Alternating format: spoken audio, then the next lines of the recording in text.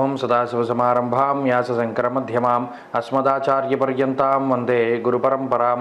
జ్యోతిషశాస్త్రాన్ని భావితరాల వారికి ప్రసాదించిన ఋషుల యొక్క పాదపద్మాలకి నమస్కారం చేసుకుంటూ, అలాగే నాకు ఈ జ్యోతిష విద్యను నేర్పిన గురువర్యులు జ్యోతిష బ్రహ్మ కీర్తిశేషులు శ్రీ ఈరంకి సూర్యనారాయణమూర్తి గారు, సూర్య శ్రీ దైవజ్ఞ గారి యొక్క పాదపద్మాలకి నమస్కారం చేసుకుంటూ, ఓం శ్రీ మహాగణాధిపతి నమః, శ్రీ గురుభ్యో నమః, హరి ఓం.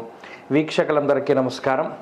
మే నెల 12వ తారీఖు లగాయితూ మే 18వ తారీఖు శనివారం వరకు ఉండేటువంటి గ్రహగతుల ఆధారంగా ద్వాదశ రాసుల వారికి ఈ వారం ఏ విధమైనటువంటి శుభాశుభ ఫలితాలు కలగబోతున్నాయో ఈ కార్యక్రమం ద్వారా తెలుసుకుందాం. అందులో భాగంగా ఈ వారం ఉండేటువంటి గ్రహగతులను గమనిద్దాం.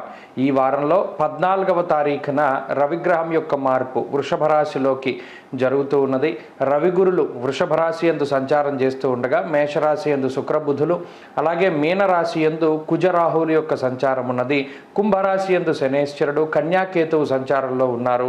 ఈ వారంలో చంద్రుడు మిథునం, కర్కాటకం, సింహం, కన్యా రాశుల యందు ఆయన యొక్క సంచారాన్ని కొనసాగించబోతూ ఉన్నారు. ఇటువంటి పరిస్థితుల్లో ద్వాదశ రాశుల వారికి ఏ విధమైనటువంటి ఫలితాలు కలగబోతున్నా తెలుసుకుందాం. అందులో భాగంగా సింహరాశి వారికి ఈ వారం సాధారణమైనటువంటి స్థితి కనబడుతూ ఉన్నది. ప్రత్యేకించి గత వారాలతో పోల్చుకుంటే సింహరాశి వారికి ఈ వారంలో రాశ్యాధిపతి అయినటువంటి రవిగ్రహం యొక్క బలం అనేటువంటిది కనబడుతూ ఉన్నది. ప్రత్యేకించి దశమ కేంద్రంలో రవిగ్రహం యొక్క సంచారము సింహరాశి వారిలో నూతనమైనటువంటి ఉత్సాహానికి, నూతనమైనటువంటి ఉత్తేజానికి, ఆత్మస్థైర్యానికి ఈ రవి యొక్క బలం అనేటువంటిది కారణమవుతుంది. ఎందుకంటే మిగతా గ్రహాలన్నీ కూడా ప్రతికూలంగా ఉన్నటువంటి పరిస్థితుల్లో రాశ్యాధిపతి అనుకూలంగా ఉంటే ఏ ఎండకు ఆ గొడుగు అన్నట్టుగా ఏ కష్టం వచ్చినా సరే ఆ కష్టాన్ని నుండి ఆ రాశ్యాధిపతి కాపాడుతారు. ఇక భయపడాల్సినటువంటి పని ఉండదు.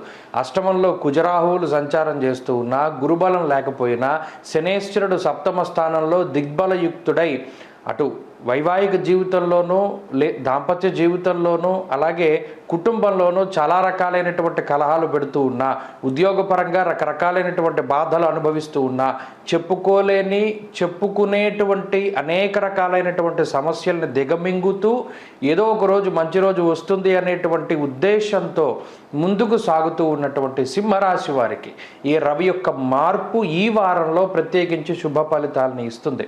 14వ తారీఖున రవి మారితే అప్పటి నుండి ఈ వారంలో అంటే మొదటి 2 రోజులు కొంత చంద్రబలం మీద వెళుతుంది. ఆ తదుపరి రవి బలం మీద వారం అంతా కూడా మంచిగా ఉంటుంది. అయినప్పటికీ ఈ వారంలో కొన్ని జాగ్రత్తలు అయితే తీసుకోవాలి. ప్రత్యేకించి ఆరోగ్యపరమైనటువంటి విషయాల పట్ల చాలా జాగ్రత్తగా ఉండాలి.